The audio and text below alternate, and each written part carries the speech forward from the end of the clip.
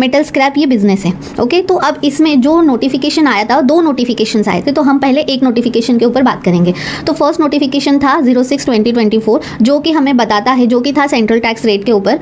9 अक्टूबर को सारे notifications release हो चुके थे ऑलरेडी। ये सारे नोटिफिकेशंस के बारे में 54th काउंसिल में डिस्कशन हुआ था। बस ये एप्लीकेबल कब से हो गए, इसके लिए नोटिफिकेशंस जो है वो 9 अक्टूबर को आए, एंड जो एप्लीकेबिलिटी है वो 10 अक्टूबर से इसे एप्लीकेबल भी कर दिया है।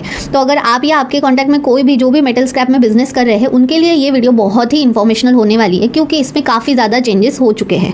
तो ये जो था नोटिफिकेशन, ये हमें बताता है आरसीएम के लिए, आरसीएम के रिलेटेड। तो जैसे कि चलो एक एग्जांपल से मैं बता दूं, मेटल स्क्रैप का कोई बिजनेस कर रहा है तो उसमें 2 होते हैं पार्टीज, एक तो है जो सप्लाई कर रहा है, एक है जो रिसीव कर रहे हैं।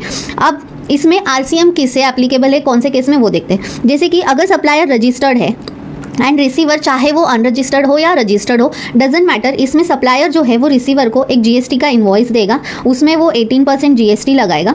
रिसीवर्स उस बिल का पेमेंट सप्लायर को करेगा and supplier as it is सामने गवर्नमेंट को पे करेगी। तो जहाँ पे सप्लायर जीएसटी गवर्नमेंट को पे करती है उसे हम कहते हैं FCM, forward charge mechanism. Means FCM में जीएसटी पे हो रहा है, एंड जनरली सारे केसेस में एफसीएम ही होता है।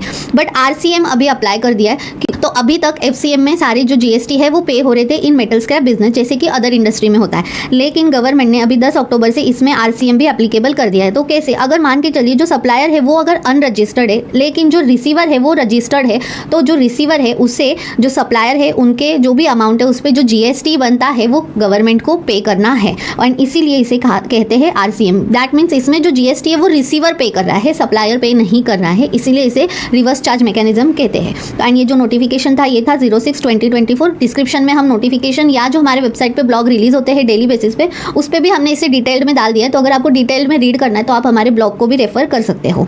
तो यस, आई होप कि आपको ये समझा होगा कि एफसीएम क्या है, आरसीएम क्या है। सिंपली याद रखना है, एफसीएम मीन्स अगर सप्लायर जीएसटी पे कर रहा है, आरसीएम मीन्स अगर रिसीवर जीएसटी पे कर रहा है तो उसे आरसीएम कहते हैं। एंड मेटल स्क्रैप में अभी यह आरसीएम भी एप्लीकेबल हो चुका है 10 अक्टूबर से। तो अगर आप रिसीव कर रहे हो मेटल स्क्रैप को तो आपको ध्यान